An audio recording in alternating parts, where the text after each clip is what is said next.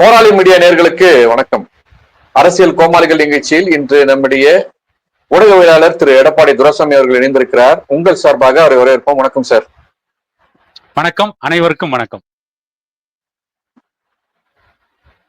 Sir, பாட்டாளி கட்சியினுடைய அரசியல் நடவடிக்கைகள் யாராலையும் கணிக்க முடியாது என்பதற்கு கடந்த கால நிகழ்வுகள் பல உள்ளன.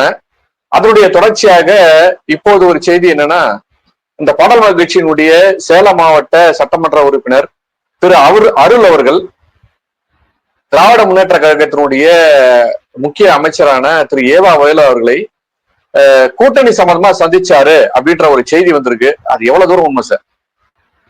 இல்ல, அருள் கூட்டணி சம்பந்தமா ஏவா வேலுவை தான் சந்திக்கணுமா? ஏன் ஸ்டாலினே சந்திக்கலாமே, அவரால் சந்திக்க முடியாதா?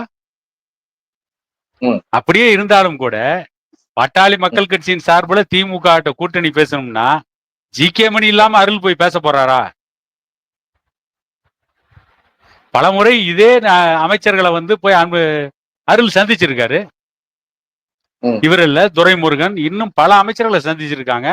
அவங்க தொகுதி பிரச்சனைகளுக்காக சட்டமன்றத்தில் அவங்க எழுப்பிய கோரிக்கைகள், அந்த கோரிக்கைகள் எந்த அளவுக்கு நடைமுறையில் இருக்கு, அதை எப்படி நிறைவேற்ற போறாங்க அப்படிங்கிற விளக்கத்தை போய் அமைச்சர்கிட்ட கேட்டிருக்கிறாங்க.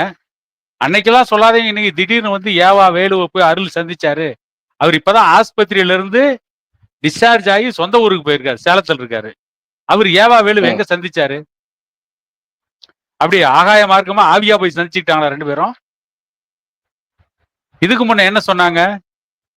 ஜி.கே. மணி திமுகவுடன் ரகசிய உறவு வச்சுட்டாரு, அவர் பாமகவை திமுக கூட கொண்டு போய் கூட்டணியில சேர்த்துறதுக்கு பாடுபடுறாரு, ஜூன் 3ஆம் தேதி ஜி.கே. மணி திமுகவில் இணைஞ்சிருவாரு, கலைஞர் பிறந்த நாள் தேதி குறிக்கிறாங்க.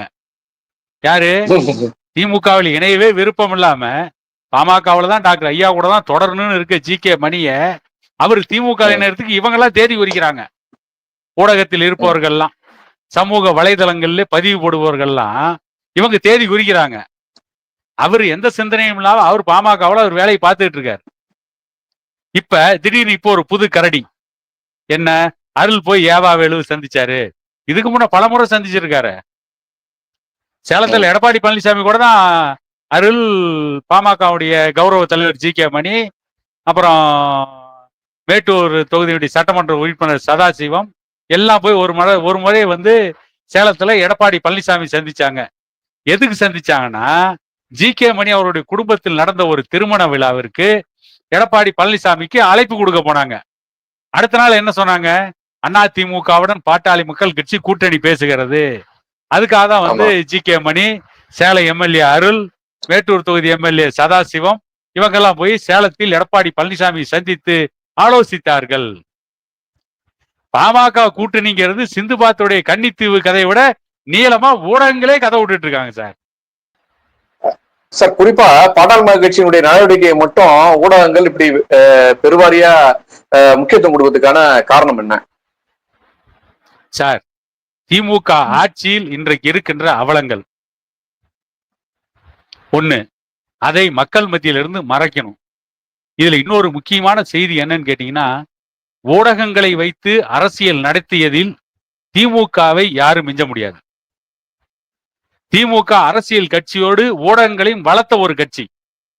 தனக்கு ஆதரவான ஊடகங்களை எப்பொழுதும் கையிலே வைத்திருப்பதில் இந்தியாவிலேயே ஒரு கடைந்தெடுத்த அயோக்கியத்தனதை பண்ண கட்சி எதுன்னு கேட்டீங்கன்னா திமுக தான். இவங்களை பார்த்தா பிஜேபி, காங்கிரஸ் எல்லாம் கத்துக்கிட்டாங்க. சார், கலைஞர் அவர்கள் முரசொல்ல கடிதம் எழுதியே திமுகவை தன்னுடைய கட்டுப்பாட்டுல வச்சிருந்தார் சார். உண்டா இல்லையா? கடிதம் எழுதி, தம்பிக்கு கடிதம் எழுதுன அண்ணா, உடன்பிறப்புக்கு கடிதம் எழுதுனது கலைஞர். இல்ல, அதான் சொல்றேன், தம்பிக்கு கடிதம் எழுதி தொடங்கிய அண்ணாவிலிருந்து கலைஞர் தொட்டு வழி வழியா அவங்க அரசியல் பண்ணதே பத்திரிகை தான். குறிப்பா அந்த பத்திரிகையை ஆதரிச்ச அந்த தொடர்களுடைய பண்பை நம்ம பாராட்டணும் சார். நான் சின்ன போதா இருக்கும்போது முடிவெற்ற கடையில மறக்காம ஒரு பேப்பர் இருக்கும். என்ன பேப்பர்னா முரசொலி பேப்பர் தான். அதுக்கு முதல் நாள் முரசொலி பேப்பர் படிக்கிறதுக்கு இருக்கும், அடுத்த நாள் அவங்க ஷேவ் பண்ணி அது தொடக்கிறதுக்கான பேப்பரும் அந்த முரசொலி பேப்பர் தான். ஆக அந்த முரசொலி பேப்பரை வளர்த்த பெருமை அந்த முடித்துத்துவோர் அரங்கத்துல கண்டிப்பா இருக்கும். அதற்கு அடுத்து அவங்க ஒவ்வொரு பகுதியிலையும் ஒரு நூலகத்தை வர வச்சிருந்தாங்க. அவங்க முரசொலி வந்து அந்த பத்திரிகை வந்து அந்த நூலகத்துல கண்டிப்பா இருக்கும். நூலகம்னா அவங்களுடைய கட்சி அலுவலகம். ஒரு சாதாரண கிராமத்து திமுகவுடைய கட்சி தொண்டன்ல இருந்து ஒரு வட்டச்சாலை வரையும் அவங்க அக்கல்ல அந்த முரசொலி பத்திரிகை இல்லாம அவங்க நடந்து போக மாட்டாங்க. ஆக நீங்க சொன்ன வார்த்தை முழுமையான வார்த்தை. அரசியலோடு பத்திரிகையை தொடர்ந்து இல்ல சார், அதுல இன்னொரு செய்தி என்னன்னா, அந்த முரசொலி பத்திரிகையை வளர்த்ததில் இசை வேளாளர் சமூகத்திற்கு மிகப்பெரிய பங்கு உண்டு. ஓப்பனாவே சொல்லிடுவோம். நான் அதான் அப்படி சுத்தி வச்சேன், நீங்க நேரடியா செய்தி வந்துட்டீங்க. அதுதான் சார், அது ரொம்ப திட்டமிடல். அது அந்த ஒரு ராஜதந்திரம் வேற எந்த சமூகத்துக்கும் கிடைக்கல. நம்ம அதை கவனிக்கணும்ல சார். நீங்க வந்து கட்சியோட பத்திரிகைன்னு சொன்னீங்க.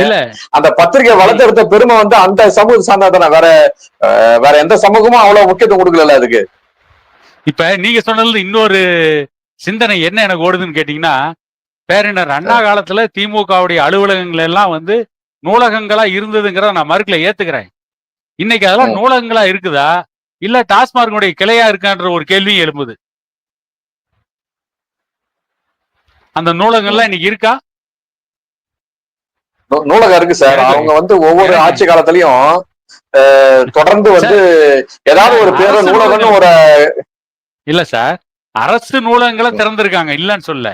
இன்றைக்கு திமுகவுடைய அலுவலகங்கள் நூலகங்களா செயல்படுதா அல்லது தமிழ்நாட்டு மக்கள் நூலாக்க செயல்பட்டு கொண்டு இருக்கிறதா இல்ல டாஸ்மார்க்குடைய விளம்பர நிறுவனமா அது செயல்படுதா அப்படிங்கிற கேள்வியில இன்னைக்கு இருக்கு. எனக்கு தெரிந்து இன்றைக்கு சென்னை அண்ணா அறிவாலயத்தில் நூலகம் இருக்கா என்னன்னு எனக்கு தெரியாது. பெரும்பாலான திமுக அலுவலகங்களில் இன்றைக்கு நூலகங்கள் இல்லை.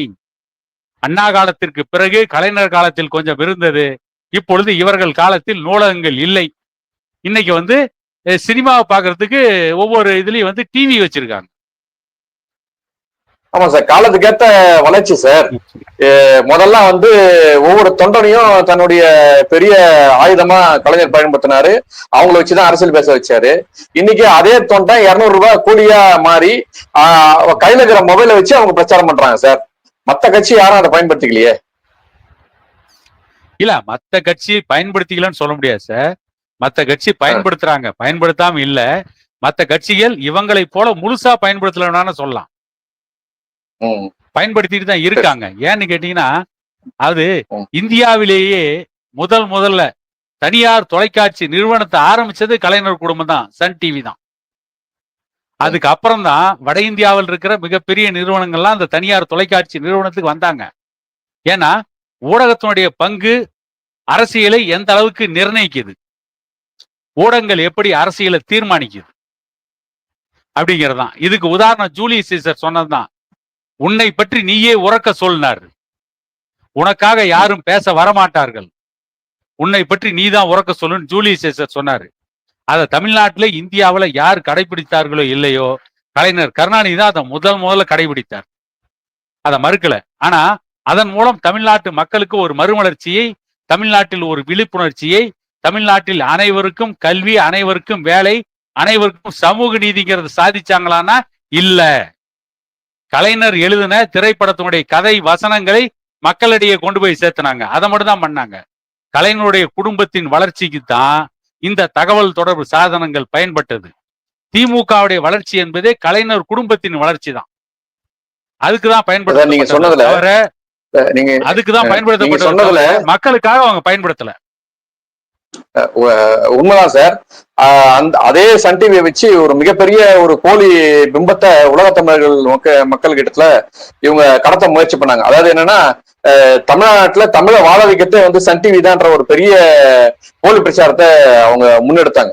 ஆனா அதை உடைச்சது வந்து மக்கள் டிவி தான். பிற்காலத்துல அது ஒரு பெரிய எழுச்சியா வந்து மக்கள் டிவி கையில எடுத்த உடனே அவங்க பயன்படுத்தின தூய தமிழ் வார்த்தைகள், பேருந்து, மகிழுந்து, கைலி, இது போன்ற ஒரு சின்ன தினமும் பயன்படுத்தக்கூடிய தமிழ் வார்த்தைகளை அதிகமா பயன்படுத்தி மக்கள் டிவி வந்து மக்களிடையே ஒரு பெரிய விழிப்புணர்ச்சி ஏற்பட்ட உடனே சன் டிவி தமிழ் வளர்க்குதுன்ற போலி பிம்பத்தை உடைக்கிறதுக்கு ஒரு பெரிய முயற்சியா மக்கள் டிவி இருந்தது.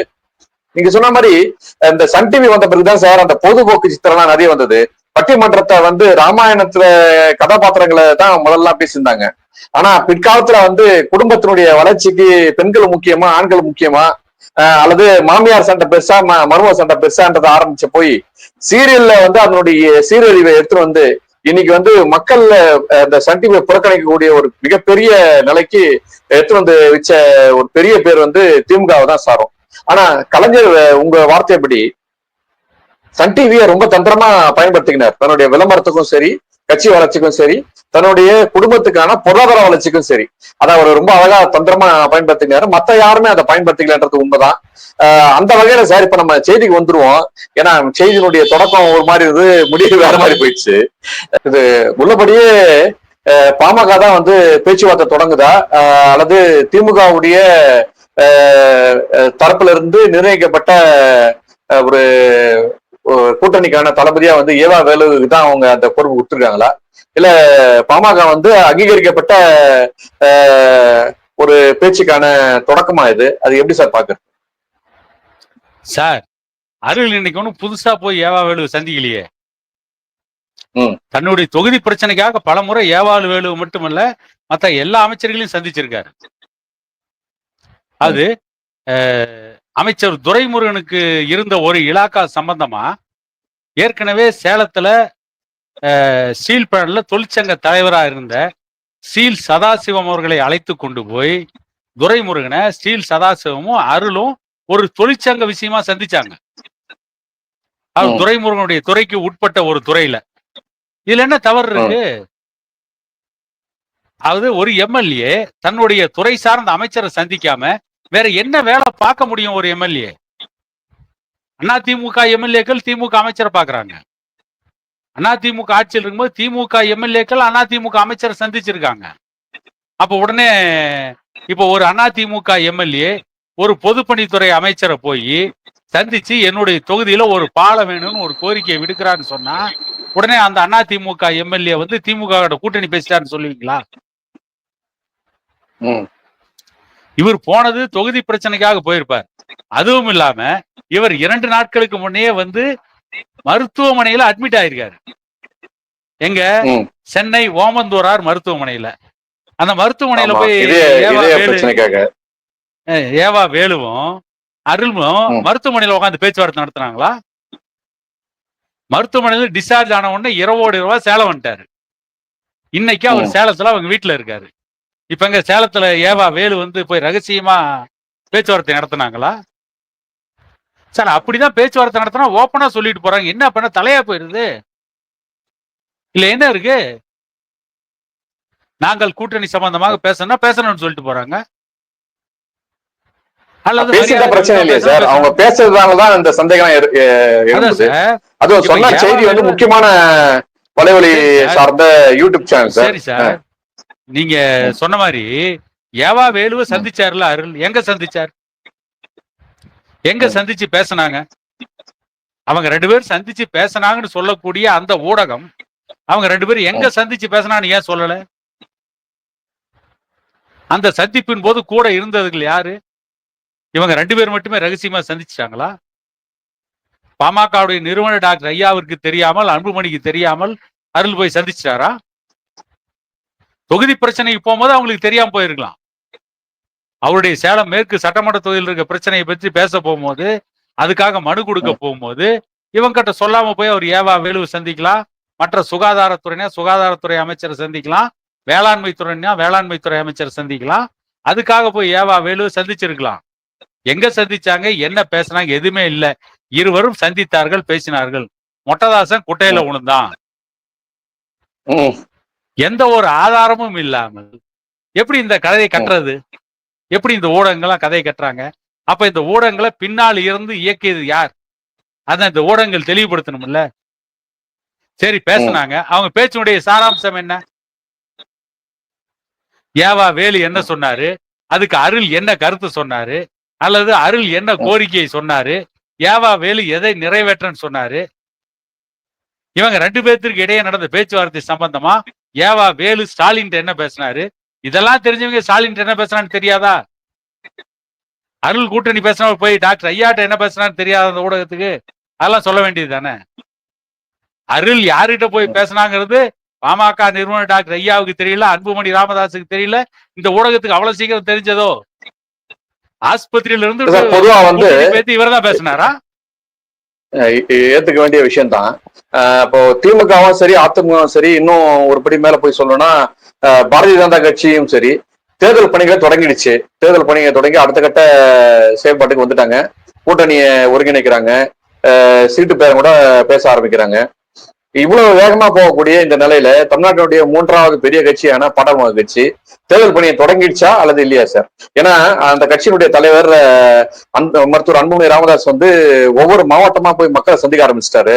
டாக்டர் ஐயாவும் வந்து 2-3 பேட்டிலையும் நாங்க தேர்தல் கூட்டணிக்கு வந்து அழைப்பு விடுக்கும் போது கண்டிப்பா நாங்க கூட்டணி பத்தி நாங்க பேசுவோம், எங்களுடைய செயற்குழு பொதுக்குழு எல்லாம் கூடி நாங்க அதை அறிவிப்போம், ஏத்துக்குமா இல்லையா நாங்க சொல்லுவோம் அப்படின்னு ஐயாவும் சொல்ல ஆரம்பிச்சிட்டாரு.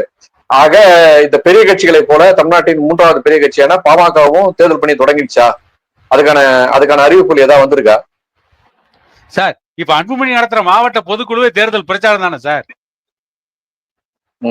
அடுத்து 100 நாள் வந்து தமிழர் உரிமை மீட்பு பேரணி நடத்துறாருல, பாத யாத்திரை நடத்துறாருல, அதெல்லாம் தேர்தல் பிரச்சாரம் தானே?